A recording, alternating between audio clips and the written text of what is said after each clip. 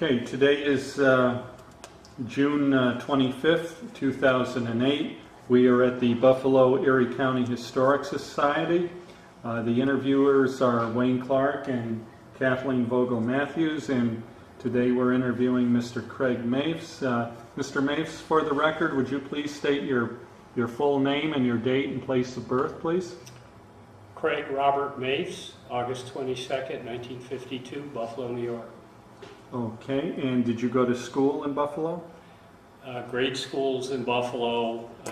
My dad was in the Navy, so we moved around the country a lot, but I did high school in Amherst, New York. Okay. And did you go on to college before you entered the service? University of Akron, 1970 to 1974. Okay. And when and where did you enter the military? Graduated from college December 74, reported to Fort Benning January 1975. Okay, so did you go through the ROTC program? Correct. Okay. All right. And what branch were you commissioned in? Infantry. Infantry. Okay. And you attended the officer basic at Fort Benning? Yeah, infantry officer basic course was January to April 1975. We still had 2 Cambodian officers in my class. Non-pen fell while we were in Ranger Week, and they were rather disconcerted individuals in that they were not going to be allowed to go home. We had to try and find a way to get them somewhere back in theater, and their families had to escape from Cambodia, and I guess they went to Thailand and joined up there. Okay. And you went through Ranger School also? No, Airborne School. Airborne? Airborne and tow missile training course. Okay. Do you want to talk about that experience? Well, my boss at mentor, as they called him then, at Fort Benning was Lieutenant Colonel Floyd Thompson.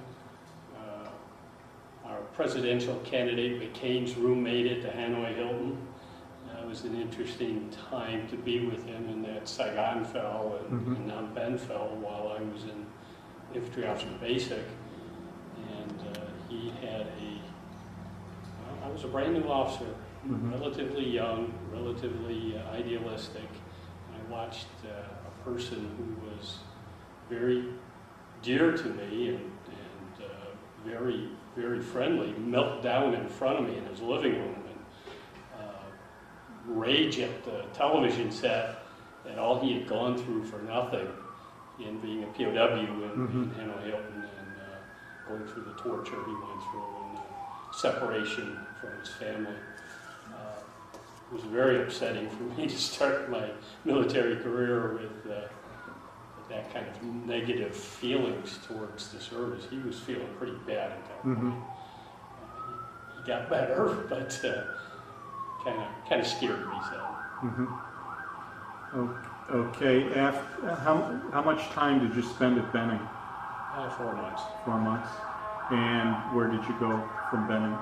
The 24th Division was just being stood up at Fort Stewart in Savannah, Georgia. And I was one of the first officers assigned to the Provisional 1st Brigade, 24th Infantry Division at Fort Stewart. Okay, and what was your duties and responsibilities? I was anti-tank platoon leader in 2nd Battalion, 34th Infantry, Provisional. And it was 24th Division was initially set up as a light infantry unit. At about the time I departed the division in 1979, it became mechanized. But at that time we had no equipment. Most of the equipment that I was supposed to be using, that I had trained on, had been sent to the Israelis for the last Arab-Israeli war. And so I was using 106 recoilless rifles, which had been put into war reserves because my tow missile systems had been sent away. I wasn't really trained for that, so it was a real adventure learning how to use that equipment. Did you go on any TDYs or temporary duty assignments at all? Well, I went to Motor Officer School at Fort Knox, went to the Jungle Training School at Panama Canal Zone, Fort Sherman. We were there during the Panama Canal Treaty negotiations, which were hung up in the Senate.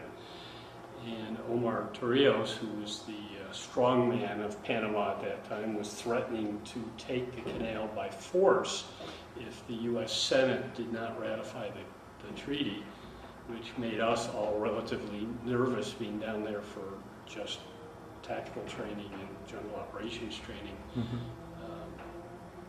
We had no ammunition, and we were pretty much on pins and needles for the whole month we were down there for training. Luckily, the treaty was passed, and nothing really happened, but we didn't know that at the time. And what rank were you at that point? Second lieutenant. Still, okay. All right, and where did you go next? Well, I left active duty in 1979 and came back to New York State. And my next military assignment was the 402nd Civil Affairs Company in Tonawanda at the Clarke Reserve Center. That was a reserve unit. Reserve, that's Okay. right. Most civil affairs are reserve units. Okay. And what were your duties and responsibilities there? I was a public transportation officer in an old configuration of civil affairs. They were what you called civil military government. And they were set up for providing governmental assistance to countries who've been devastated by war, and they were mostly used in Europe and Japan in the post-war years to train and rebuild the governments of the countries that we were occupying at that point. About the time I got out of the 402nd in '83, they were changing to a CIMIC mission, which is civil military versus military government. More aid programs, more working with the local community to provide services than mirroring up with a government agency and trying to rebuild public transportation or the police or something of that nature. So it was a change of mission. While you were with them, did you go overseas at all on any training missions or anything? Well, I went on a lot of war games, Reforger in Europe, Bold Eagle, Brave Shield in Georgia, and Florida at Eglin Air Force Base in Fort Stewart, Border Star in Texas. Okay, and then you left the reserves in '83? Left the 402nd. I took a company command in the 98th Division Army Reserve in '83. B Company, 1st Battalion, 390th Regiment, 2nd Brigade, 98th Division. Okay, and how long were you with them? 4 years. 4 years. Okay. Anything unusual or? Not really. Pretty routine. The reserve mission at that point for the training brigades, and the 2nd Brigade was a drill sergeant outfit whose mission was to supplement active duty drill sergeants at Fort Leonard Wood, Missouri. So it was a CONUS stateside type mission, and it was to augment the military in times of war if the draft came back to handle a surge of new civilians who were going to be called back or called to active duty. And so we would increase the number of training personnel on Fort Leonard Wood to accept the bigger numbers of soldiers coming on active duty. But to go back 1 second, while I was with the 402nd, I was on the Muriel boat lift, which sent us down to Fort Indiantown Gap, where we handled 20,000 Cuban refugees while they were being processed into the United States. That was one active duty recall mission that we were involved in. It was pretty big at the time. Civil affairs were sent all over the country. Near Fort Chaffee, Fort Indiantown Gap, and Fort McCoy, Wisconsin were the 3 camps that were handling the Cuban refugees, about 20,000 at each one. Any problems or incidents? Well, there were a lot of cultural issues, language issues. We brought in Puerto Rican MPs to handle the security, since they spoke the language fluently and they were able to communicate with the nationals we had in the country. But it was tough in that we were under the microscope for publicity. The Cubans kept trying to break out of the camps and sneak off into the countryside, and we were trying to find ways to keep them on base without using overt force. It was tricky, but we managed to do it. It was tough at times.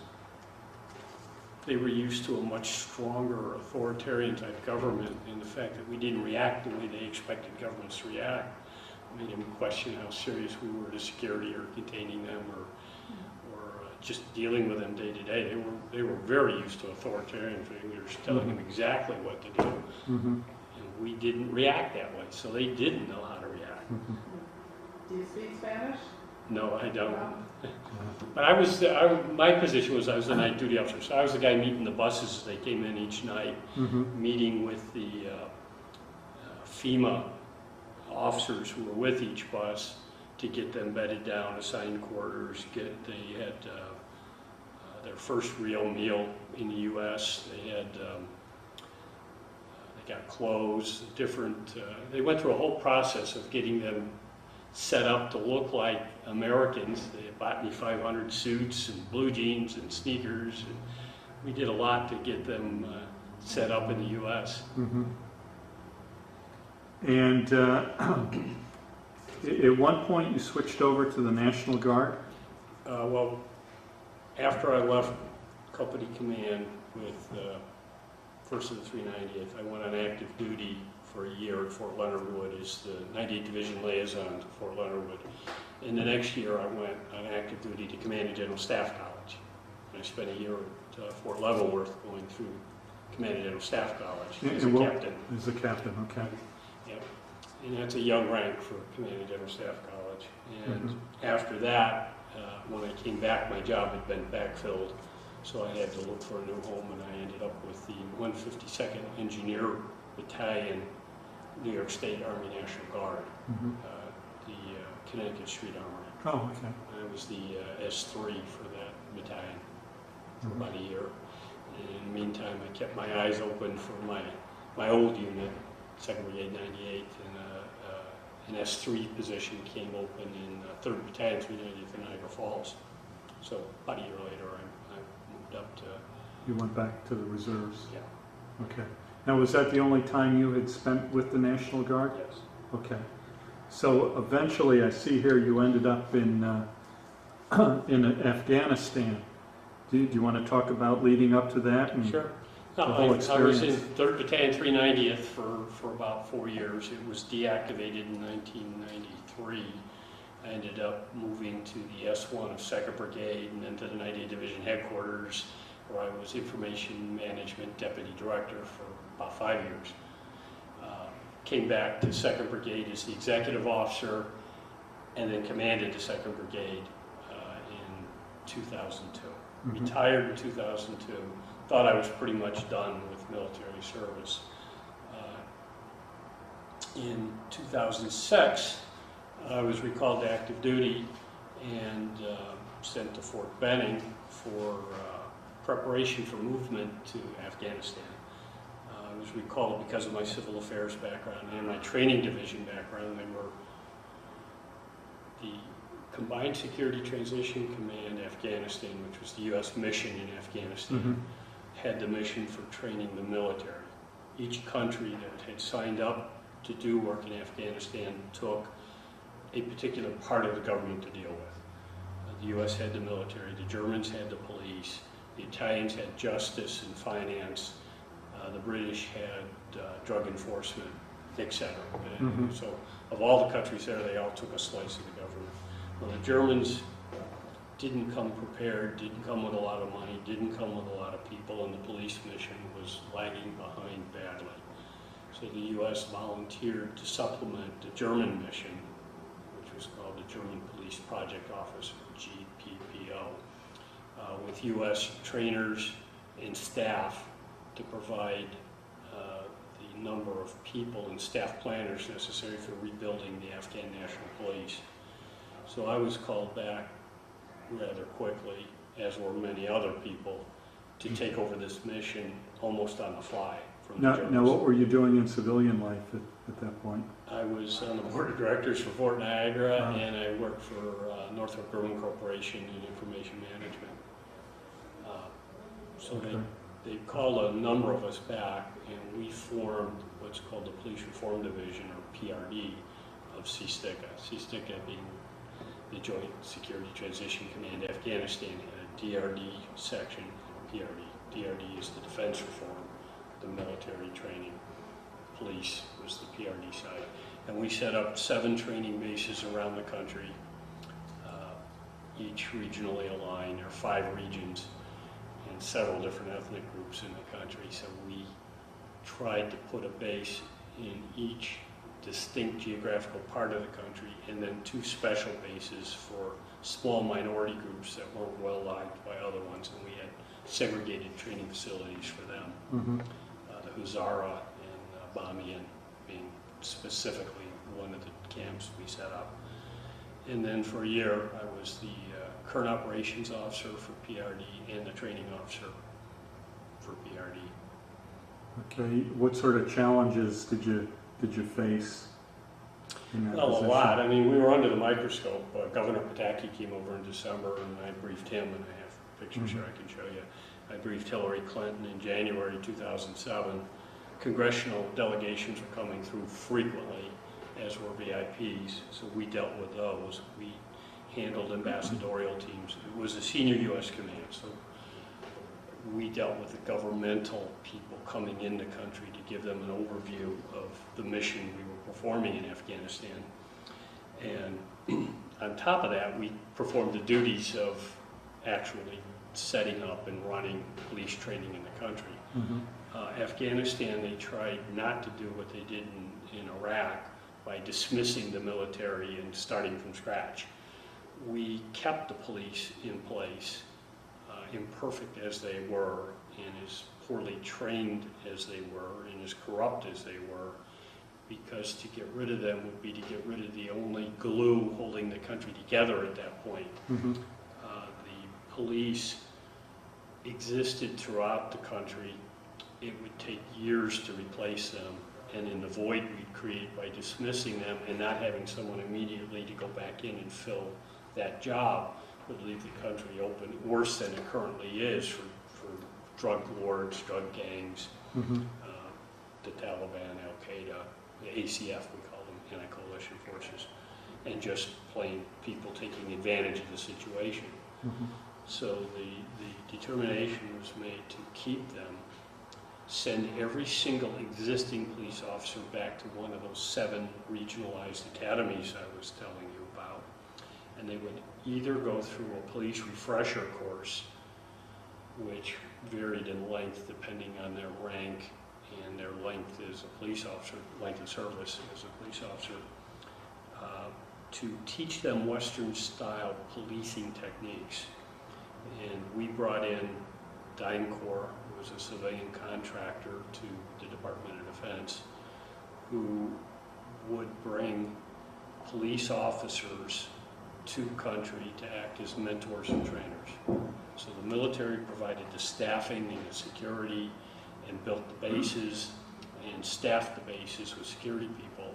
And then into those training bases, we brought in civilian contractors who brought with them their life experiences. Many of them were retired, some of them were chiefs of police, some patrolmen, some border patrols, some federal police, some state police, some local municipality police, and we matched them up with commensurate persons in the different provinces of Afghanistan to mentor and work with. And some of the straight up police officers we put in the police camps as trainers for the Afghan National Police that were being brought onto the training bases to be trained. And we worked the training program through the Germans, through NATO, through the UN, and through the Afghan MOI, Ministry of the Interior themselves, to come up with a tailored program that fit the culture of Afghanistan, but met the needs of the European sponsors to provide police officers who would meet the requirements of, say, Germany or France, to provide an ethical police force who followed approved and accepted international standards of law enforcement. Mhm. So everything we taught, everything we wrote, every lesson plan we wrote was staffed through the multinational force there and the UN to make sure that everybody agreed what we were teaching met international criteria.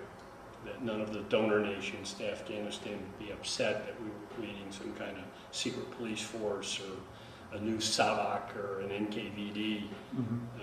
of the Russian vein, which they had left vestiges of when they had left. So it was a complicated mission that required a lot of coordination between staff agencies of the U.S. military, the U.S. Embassy, international embassies, the UN, and ISAF, which represented NATO, which was the major military force in the country. So everybody got a look at it.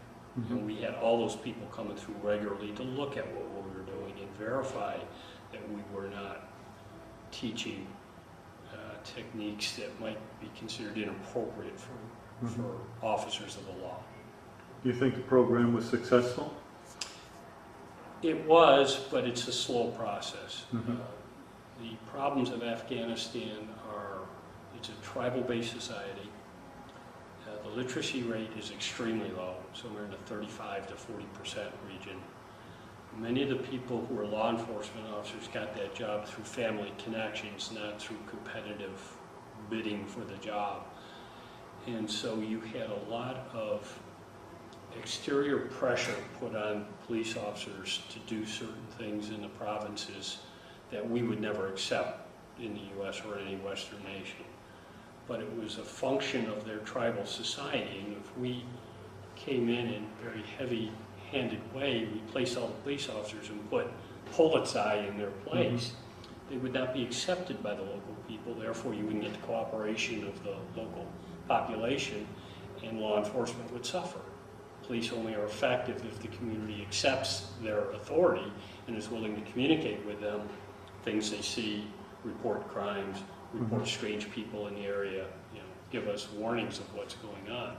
If they don't like you, they won't. So we were caught in a bad situation of wanting to make them a modern 21st century police force, but dealing with 17th and 18th century culture. And it's a huge step from one to the other. So we had to take it in baby steps. And it's going to be probably a generation before we're able to weed out through attrition the people who got their positions through nepotism and have enough young people come through the new educational system that we're building who've had a more, I won't say westernized because that would be unfair, but a more modern, more broad-based education and exposure to the world, and have them now apply for and get these law enforcement positions and work their way through the ranks from the bottom up to become the future generals and leaders of their country. That's the real goal. So our mission was to deal with what we had, keep it functioning, try and influence it to do the right thing, try and make sure the leaders understood what we considered the right thing, and work with the young people we're bringing in, who we hope will be a breath of fresh air as they work their way up through the ranks in country. Some steps backwards, some steps forward. Graft permeates the country. Bakshish, or the taking of bribes, is considered extremely normal, where we judge that as being a violation of your oath of office and unethical. They don't have that same opinion. And it's tough to have this conversation with an Afghan because they don't understand why the taking of money is considered bad on our part. It isn't part of their culture. They accepted it like we'd accept a tip, just the way a waitress would accept a tip. We think nothing of it. That's part of our culture. We tip good service. Well, they look at police officer taking money, we call it a bribe, they call it something else, but taking that money is just part of their job, part of their supplementing their income, and the wages are extremely low, and there's a lot of pressure on them to do that. But a story about that that's interesting is the money we used to deliver from Kabul out to all the police agencies used to come cash. We used to have these huge convoys leave Kabul and spread out around the country, delivering truckloads of cash to the regional police, and then from there to the district police, and then down to the individual police stations. A lot of graft. A lot of that money got sliced off at every level. So if a police officer was making $100 a month, he might see 70 when he actually physically got paid. We'd go to that police officer and go, "That's terrible. Do you want to press charges? We'll help you investigate this. They took your money. That's horrible." And he'd say to us, "No, I don't want to do anything." You go, "Well, why? We'll protect you. We'll make sure you get your money back, and we want to stop this." He goes, "No, I'm not afraid they're going to hurt me." He says, "Someday I'm going to be the lieutenant." You fight that. So what we did, we got the World Bank to come in, and we upgraded all the banks in Afghanistan to accept wire transfer, and we gave them bank cards. Every police officer and his wife, because the police officer may by virtue of his duty be in a province different than where his family is, the ability to directly withdraw their money using the bank card, and we cut out all the middlemen. Mm-hmm. That was how we solved that problem. Were either you or any of your people or group ever under any fire or attack? We, like probably most people in either Iraq or Afghanistan, came under indirect fire occasionally. Mm-hmm. The firing of rockets, mortars, RPGs. Mm-hmm. Sometimes they'd sit outside the camp and just lob a few into the camp. RPG will go about 800 yards and then detonate. So they figure out the distance from the camp and just kind of lob them in. Mm-hmm. Nothing really bad. New trucks I delivered, how they hit them from that distance, I'll never know. But we brought in Ford Rangers for the police officer. That's the police vehicle that we've provided. Painted green, got the police logo on the side, off-road kits. Put one right through the engine block the day after I delivered it from 800 yards. I'm sure it was a lucky shot, but our luck. We hit a Connex while I was there, and didn't hurt anybody, but it scares you a little bit. So your unit didn't suffer any casualties? Or? I was in charge of convoys for the whole year I was there. I didn't lose a person. Wow, we were all over the country. I drove. Part of my job was to go out and site police stations, so we had to go out and survey remote, and I mean remote, police stations out in the middle of nowhere with almost no security. And it was almost better to travel that way. You made a whole lot less attention traveling in a small group than you did with 20 Humvees following you down a road. Mm-hmm. And we were out as far as the Iranian-Turkmenistan border and towns along the border, looking at adobe police stations built probably in the last century, maybe the century before that, that looked like Crusader castles or something the French Foreign Legion would live in, for new facilities. And I have pictures of some of the old facilities and some of the new facilities I'll be glad to give you. But you look at the thing and you expect Captain Gallen of the Foreign Legion to come roaring out the gate, because they're so old and no power. The facilities inside are primitive. Heating is by fire. Water's by hand cranking a well. So we built new ones. We put wells in. We built modern police stations. Put in modern facilities. Upgraded their facilities, but we were out in the middle of nowhere. But we were lucky, either by good planning or by luck. We traversed the whole country from end to end, and all that ever happened to me is I broke my leg in January 2007, and we had a IED go off at Herat Airport during the day, and they decided to evacuate us out of Herat and bring us back to Kabul. I was only supposed to be there a day or two anyhow, but they canceled all our flights, so everything got scrambled. And a plane came in about 10 at night, a Spanish plane, and they said, "You got to go now."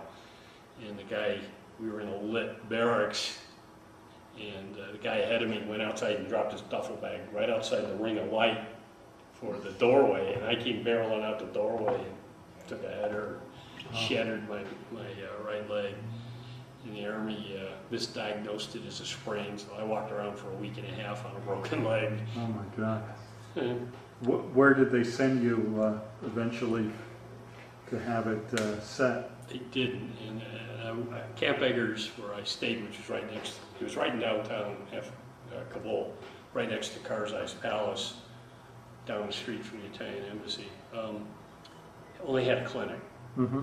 And the doctor there just kind of looked at it, and it was a break of the secondary bone in the right leg, so I could put weight on it, but it just hurt. And he diagnosed it as a sprain. Well, I was due to come home on leave about 2 weeks later, so I got up to Bagram Air Force Base. While we were waiting for an airplane, I had them x-ray it, and they said, no, it's broke. And they came out with a walking cast, so you're going to need this. And I walked around for the rest of the time I was in Afghanistan with one of those Velcro walking casts. Mm-hmm. They didn't set it though. It cracked, but it didn't need to be reset. Okay, and you got to go home on leave? Yeah, I came home on leave, and weird time. My wife was diagnosed with breast cancer while I was gone, and I'm on a broken leg, and it just so happened that when she found out, it was about 2 weeks where I was supposed to come home on leave anyhow, so we didn't have to go through the Red Cross and arrange an emergency leave. I just took my normal leave and got home, and luckily it was an early diagnosis, and they did a lumpectomy and there were local radiation treatment, and everything's been fine since. It's been a year and a half. Okay. So everything worked out. It just being in Afghanistan and having your family sick is tough on you, but she handled it well, and the Army handled it well. And Now, how long did you get to stay at home? 2 weeks. Just 2 weeks, then you had to go I back? had to go back. And it was to finish my tour, because I was due to come back about 3 months later, so I was 3/4 through my tour already. So I went back, finished out my tour, and came right home and ended. Okay, and that was April of 2007? Correct. Okay, and once you arrived home, what happened next? Well, I mean, the trip home nowadays is so much different, and the outbrief at Camp Eggers is so much different. And I had to think about this. The chaplains were talking to us, and they're the primary counselors for the people about to go home again to try and socialize you to life away from the combat zone. And they were talking about the experience of the Army with soldiers coming home now versus World War II. And they said the guys in World War II generally came home on troop ships, and they had maybe a month of travel time before they were even stateside, and then whatever the out-processing time was at whatever installation they were into. So there was plenty of time for their nerves to settle down and for them to reclimatize to a less stressful environment. He says literally within 24 hours of leaving Afghanistan, you can be standing in your living room. And the stresses on the soldiers coming home are much different because of the different nature of the war in Iraq and Afghanistan, or Vietnam, or Somalia, or Kosovo, or any of the others. The nature of IEDs make you very jumpy for explosions and loud noises. I'm sure the World War II guys were too, but it makes it harder for you to slow down and realize you're not in danger of being blown up every second, and for your natural reactions that keep you alive in the combat zone to kind of quiet down. And I hadn't thought of that, that time period is so compressed now that soldiers coming home need to consciously think about dealing with suddenly be standing in your living room 24 hours after taking your body armor off. That's different. Did you have any trouble adjusting? I didn't because I was a staff officer, and as I described earlier, I traveled the country. I was well taken care of, well fed, well protected. My experiences would not have been the experiences of that combat soldier E5, out on the borders with Pakistan or on the Iranian side. So it would be different for me. My year was extremely enjoyable. I enjoyed every second of it. The mission was invigorating. I gave a speech here in Buffalo in January to my old unit 1390 about my career and about how surprising the end of my career was by going to Afghanistan. I literally came in the Army at the end of Vietnam. All the soldiers I dealt with in my first assignments were Vietnam vets. All the people I dealt with had combat experience, and I was the new shaved-tail second lieutenant who's supposed to lead an E6 or an E7, who's got 2 tours in Vietnam. I went to college at University of Akron 3 months after Kent State. My 4 years in college were miserable. I should have come out of Akron with the CIB. We had rocks thrown at us, we were shot at, we had people spit at us, we tripped and thrown down staircases. It was a bad time to be a soldier. And you go through your career in a year group that was built to go to Vietnam, but was way overstretched. So you're always fighting for survival to stay in the system somehow. The reason I didn't stay in this active duty in '79 was they had too many soldiers. They were downsizing the Army post-Vietnam, and as people finished out their obligations, a lot of them were being allowed to depart, and only a small group was being kept on active duty. So my career was always spent struggling to stay in the military in a year group that was twice as big as it should have been. And at every decision point in my career, when you're hitting that next step in rank or promotion board or school, was fighting with 1,000 other guys trying to stay in. So it was a tough 28 years. And I left feeling really unsatisfied because my whole family, from the history going back to the Revolutionary War, has served their country. And you grow up on your daddy's knee hearing his stories of World War II and what he did in the war. I went through my whole career in the Cold War years, post-Vietnam, pre-Iraq. And so I was what they call a Cold Warrior, and never really did anything noteworthy that you would tell your grandchildren or become part of that family legacy of military service to your country. And I was feeling really unfulfilled. And so I gave this speech that basically talked about how at every opportunity you try and you strive and you try and make a difference, but just wasn't the right time and the right place. And I thought it was all for naught. And I thought I had spent my career and really hadn't done anything. Then I got called back to active duty. And all those dead-end jobs, all those worthless assignments I had, all those places I'd been where I thought I had just totally wasted my time, almost every one of them gave me a little piece of understanding or a little bit of training or a little bit of knowledge that helped make my tour in Afghanistan so enjoyable. I had been in a training division. I knew how to set up a training plan. I knew how to build a training camp. I knew how to organize trainers because I had done it for 20 years in the 98th Division. I'd been in the 152nd Engineer Battalion. That was an engineer unit, so construction fit right in because I had to get a engineer MOS for that job. I'd been in civil affairs, which was directly aligned with what I was doing in Afghanistan. So it was kind of a full circle, and it kind of capped my 30 years of service with something I felt I had made my contribution, and I could now sit with my family and with all the other people who had served and had made my contribution. That helped. Now, once you returned, did you retire right away? Well, 2 weeks. You take your terminal leave. And, went back to Fort Benning, which was also deja vu, because that's where I went on active duty in 1975.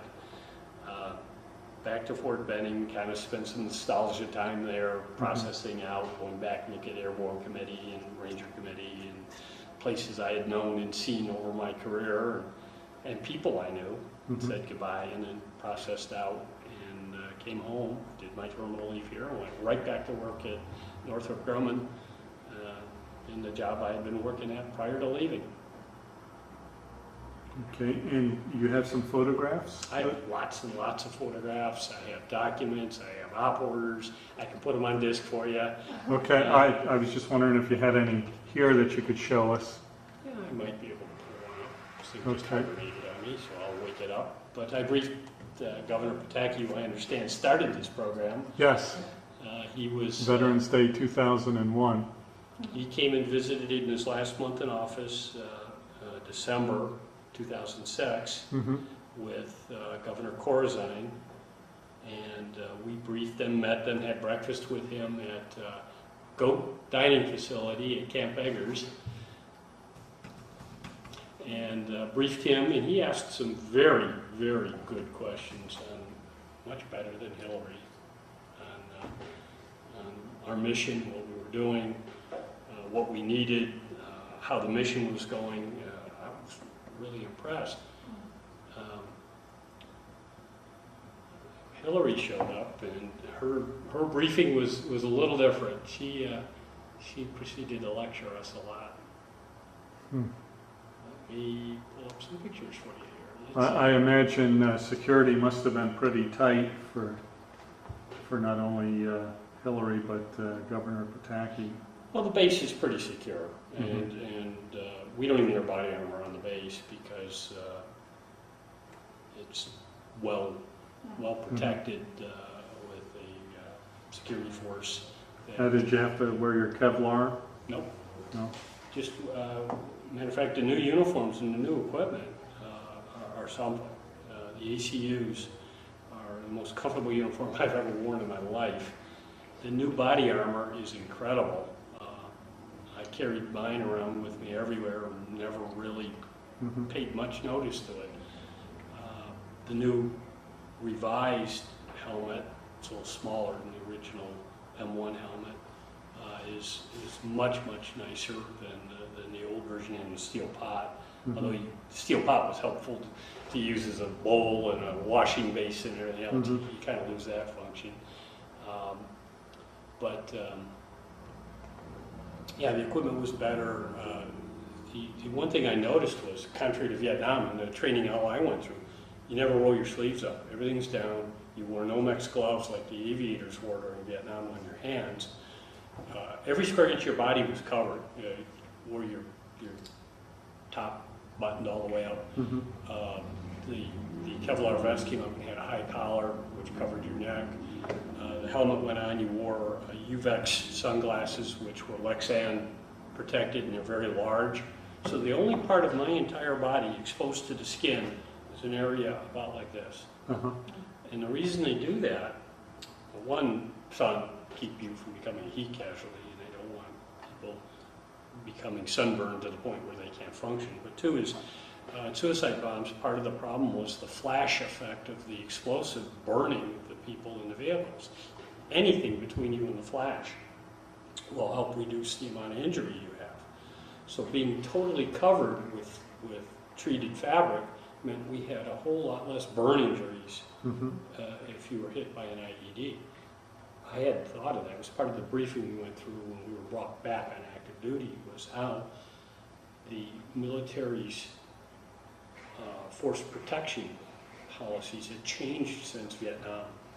And that's why there's so many fewer fatalities. You'll have casualties, but the ratio of fatalities to casualties is just gigantic because of the equipment they've given us. And while we were there, we had up-armored the Humvees. They were going to the next generation, which was the mine-resistant vehicle, MRAPs, which are phenomenal vehicles, which, unlike most armored vehicles, they built the crew cab first, designed it as a hermetically sealed, complete unit, and then they add the drive components. So the perforations into the crew compartment are very few. So when you hit an IED with an MRAP, it's meant to come apart like Legos. The wheels will go flying, the engine will go this way, but the crew cab just drops down on the ground, intact.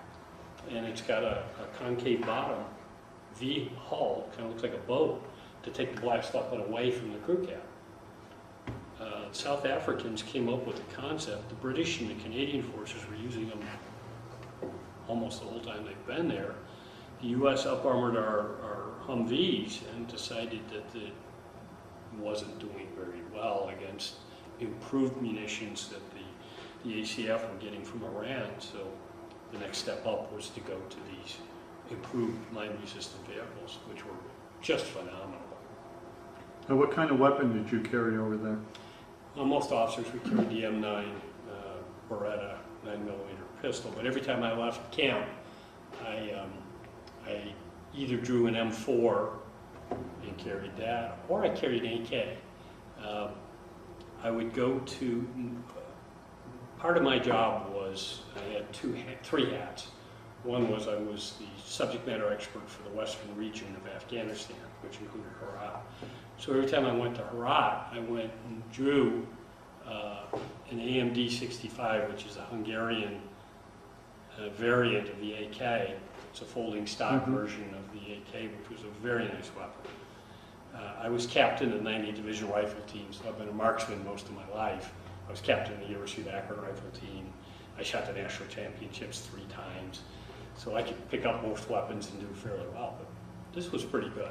And I carried that all over. I've got pictures of me walking around with that. Now, was that normal for Americans to carry the AK? Well, most Americans, troop unit Americans carried U.S. issue weapons.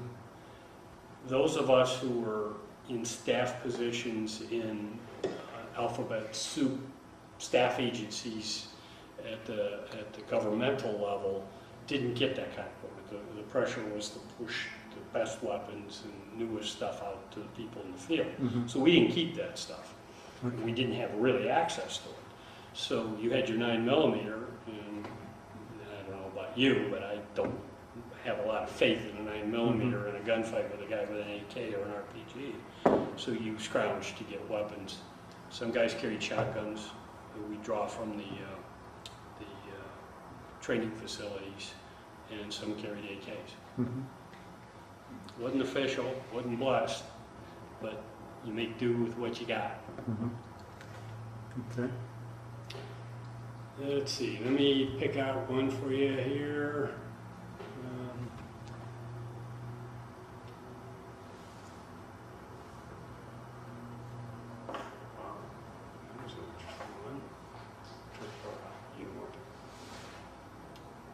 Now, did you personally have a lot of contact with the civilian populace at all? Well, that was part of my job. As being the subject matter expert for Eastern Region, I went out and met with the chiefs of police, the supervisors. I met with the Women's Rights Unit, which was really something to see. First one of our kind. We created a unit in Herat whose job it was to provide protections for the women. And that had never existed before, and their job was to be in the police station to assist women seeking to put charges on their male family members who may have abused them. And that was a tough process. It was a culturally sensitive process, but we got a very good force of female trained police officers to be in the police station, who would sit down and talk with these ladies coming in and convince them it was necessary for them to file charges, and then working with the chiefs of police to get them to accept putting charges on males who may have beat up a wife. I'm using it as an example. Right. Because normally they wouldn't. That was considered culturally acceptable. Yes. Okay. So what we did was put a female DynCorps liaison in that police station who worked with these female Afghan police officers who worked with the chief of police for Herat to accept that women need to be treated in accordance with the Afghan Constitution and not abused. First step, not abused. And it was accepted. And this particular chief of police was fairly progressive and accepted our premise. Now, by our standards, the penalties would be extremely low. But what they would do is bring the guy in front of the judge and the chief, and the two sides would give their testimony, and if it was determined, usually because of hospital records, that an abuse had taken place, the penalty might be the guy gets his head shaved, briefing him. Oh. And they shave the guy's head and put him in an open-air prison, which is kind of unique to their country. 4 walls with no roof. It kind of looks like a pig pen. And put him there for like 3 or 4 days and then send him home. But I guess culturally, having your head shaved is a cultural stigma that'll stick with you for months afterwards. So it had the desired effect. So it was the first of its kind. We briefed that to Governor Pataki. We also briefed it to Hillary, who was very happy to hear that. And she brought that up to Karzai, President Karzai, and to General Eikenberry, who was the commander of Combined Forces Command. It was part of her discussion with the country officials and with the ministers of the Afghan government, a few of which were female, so that was part of her discussion with them about women's rights, the rights of women for education, having a job, seeking a career, all those sorts of things. And that's, the one time I broke down and was in tears was traveling the back roads of Afghanistan and seeing a tent, and it's UNICEF, and it'd have the UN UNICEF label on the side of the tent, and there'd be just mats on the floor. And in the background you could see the new school being built, but meantime they're in these tents in 120-degree heat. And young girls in their abayas skipping and jumping and singing, going to school, they're going to school, they're going to be somebody. And they had a little UNICEF backpack that they'd been given that had, like paper and crayons and paste and stuff in it. And they were going to school. And you'd watch the joy in their faces as they were going to school for the first time, because under the Taliban, women were prohibited from being educated. And anyone educating a female was subject to be killed. And the teachers who are teaching them now are under risk of death. Because if the Taliban take back a town, they kill the officials and they kill the school teachers. So to see the joy in these kids, then of course, you see the reverse when they're going home at the end of the day. UNICEF or USAID or World Health Organization might give them some canned food to take home. And you see these little 3-year-old and 4-year-old girls taking home a number 10 can, like a coffee can sized stewed tomatoes or something, and these poor little girls trying to go down the street, and they're kicking them and rolling them along the ground and trying to go through the rough streets of Afghanistan with this gigantic thing of food we gave them. But that was something to see. And that is the future of Afghanistan. I mean, when all is said and done, it's not fighting the Taliban. It's not, the governmental offices and the MOI, the Ministry of the Interior, and all these agencies and politicians we're dealing with. It's those kids going to school that are the future. That's where Afghanistan's going to be 20 years from now, is what we create in the educational systems. The people who we're dealing with now who are senior are pretty set in their ways. They're pretty comfortable in their own skins, and they don't see a need to change. And that's why things are so difficult in Afghanistan. I give a 2-hour briefing, and I couldn't even begin to go through it here, but of the complexities, the Machiavellian politics of Afghanistan. Tribal, regional power politics played at every level because the Afghans have always been kind of like this, and this is a reach, but Scottish. If you've watched Braveheart, where Prince Charles ended up fighting with Longshanks in one battle and fighting against them in the next. The Afghans were similar. The clans of Scotland played to who paid them the most money and where the best deal could be cut and what was best for their clan. Well, it's the same thing in Afghanistan. The tribes are not loyal to the government of Afghanistan. They've never been in their history. They've always been autonomous with a loose coalition that through a loya jirga gave fealty to a king. But it was a very loose set of reins. And the king got kickback from the tribal leaders, but very rarely asserted authority over them. Mm-hmm. And so they've never had a strong identity as a country, ever. And so we come in and we ask an individual, where are your loyalties? Very rarely are you going to hear Karzai in the federal government. You're going to hear whatever tribe they are. Mm-hmm. You give those briefings. Do you feel the people going over from here are well prepared? The ones you went with and that were well prepared for what cultural? Culturally, no. No, they were gonna I read deal with- tons of books. I mean, I went to the libraries and to bookstores at Fort Benning and started ordering books left and right. I have a degree in history, I love history. Probably. So I studied up. I read a book probably that thick on India, the Raj. It was a very scholarly dissertation, but India and Pakistan drive the politics of Afghanistan. As much as we like to think we're the front show, we're not. The entire politics, to say Israel and the Palestinian issue drives the issues in Arab parts of the world.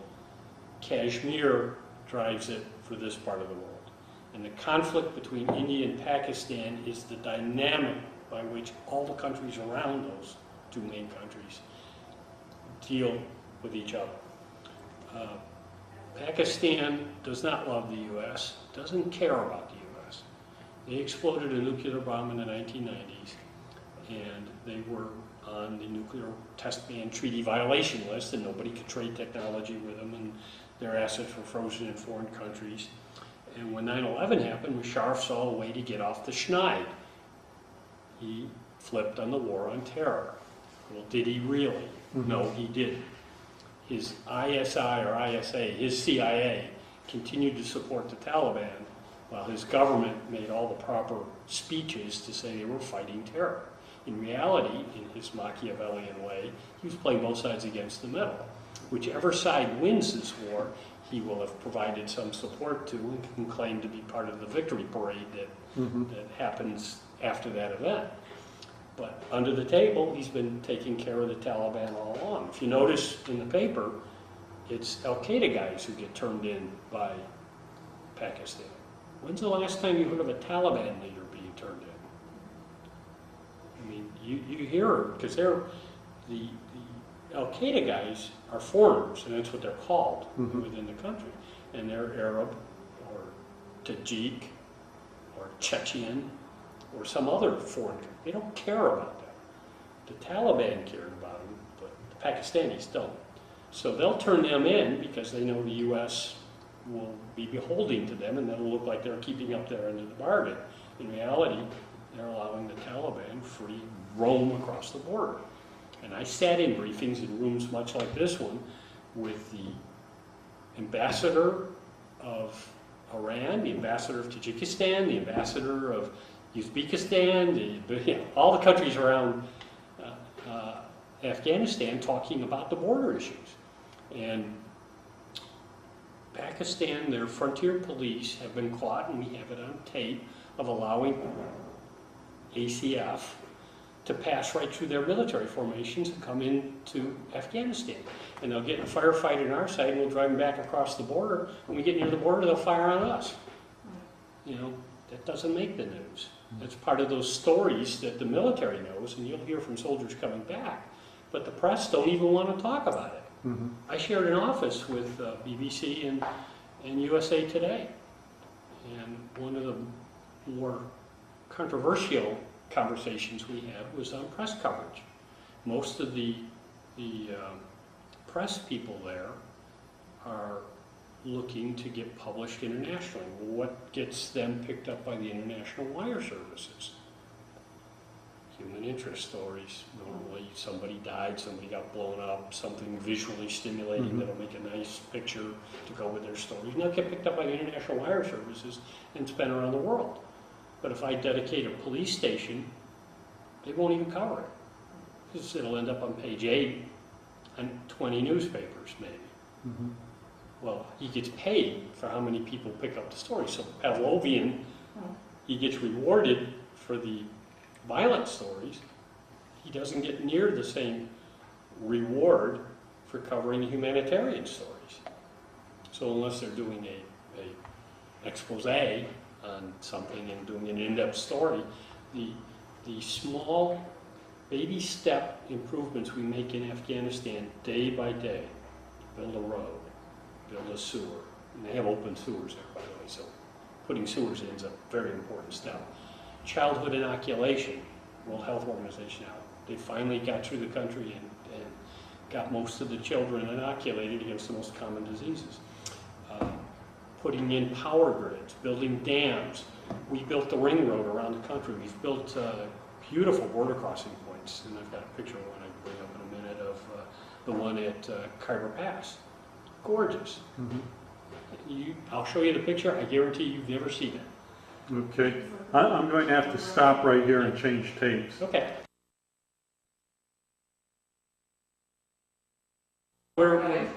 2007, we have our first African-American presidential candidate. Hillary Clinton was in 1920. Suffrage happened in the U.S.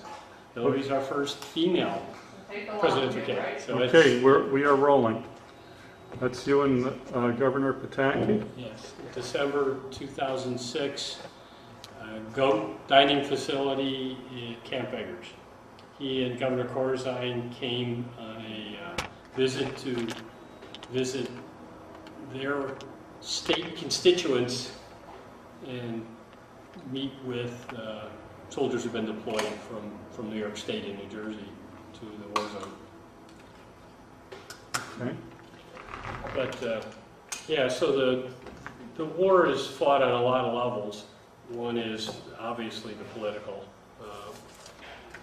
The newspapers, the war in the press is important. Vietnam, we dealt with the consequences of the press turning against the war and the publicity becoming predominantly negative. If you are pounded day in and day out with just negative images of the war, popular opinion will follow. Most people don't have the knowledge to refute what the news puts on, so that's their source of knowledge on the events in the country. Afghanistan, a million things happen every day. Every soldier there has some impact on what's going on in that country. The very smallest piece will never make the news. It may not be a national nightly news, but I'm aware of, like, reading local news. I'm struck by, in fact, the comments of returning veterans who say what a difference they feel it made, like yourself, like you said. Not always in the same instance of, like, capping a career, but that those people going there feel it made a significant difference in the long-term changing the structure and improvement of quality of life of the Afghanis. Yeah. So, you do hear that, but it may not make the nightly news. It doesn't, and that's the sad part. The other part is, and just to back up so people understand the war, the border with Pakistan is disputed. The Durand Line, it's called, was put in place by Mortimer Durand in 1897 by the British. And it was at the point of a bayonet that the king of Afghanistan accepted that border. The Pakistanis and the Afghans dispute it. So us building everything we try and do to regularize the border between Pakistan and Afghanistan is fought by both countries. Pakistan doesn't recognize the border. Afghanistan doesn't recognize the border. So every time we put like a border crossing point in, they're afraid that will become the de facto border by virtue of it's there. It's now the border.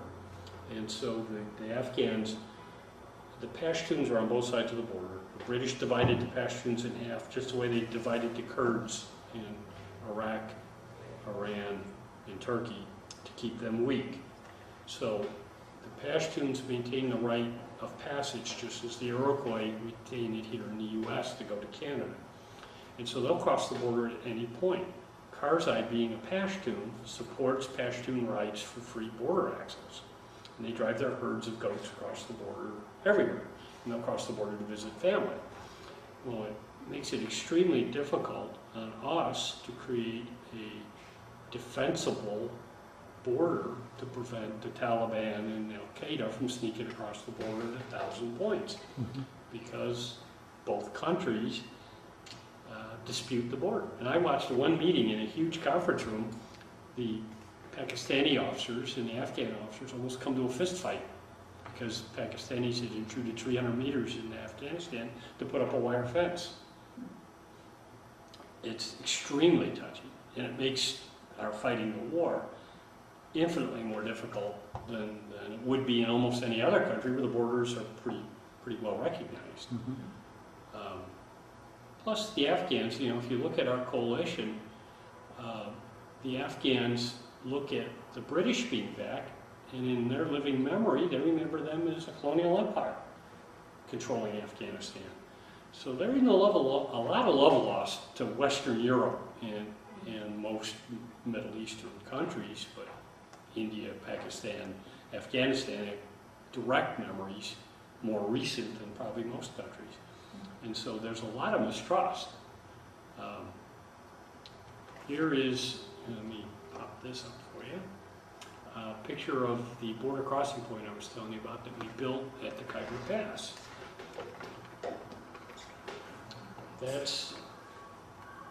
I made a joke of this, and they put it in the Buffalo News a couple weeks ago. 2 years EU built this from, and I have pictures of the sandbag and tent city that it used to be. It's now a modern international border crossing point with DynCorp and Afghan border police living there, maintaining it, collecting taxes. Matter of fact, the border crossing points are the entire budget of Afghanistan because there's no income tax. This is how they get their money. They tax tariff commodities coming into the country through the border crossing points. So the building of the 14 border crossing points is the beginnings of their independent government to maintain the structure we're building. So when we come up with like what a police officer makes them with, it's going to be based on our estimate of what they're going to bring through these border posts, because we could offer those police officers $300 a month, but how would the Afghan government ever pay for it? We're paying for it right now, but eventually we're going to wean ourselves out, and they've got to have the ability to maintain those salaries. So we have very carefully structured the police force and the army to be maintainable by the Afghan National Police and the Afghan National Government within their budget. And we've created 14 border crossing points around the country with all their neighbors to facilitate the income of the country. And Iran actually was very helpful. They built 2 for us. And it was difficult. Okay, we're going to have to end it here. It's time for us to leave. Yeah. Thank you very much for your interview. It's been very informative. Interesting perspective, too, about that. Yes. Yeah. Thank you. Well, you're welcome.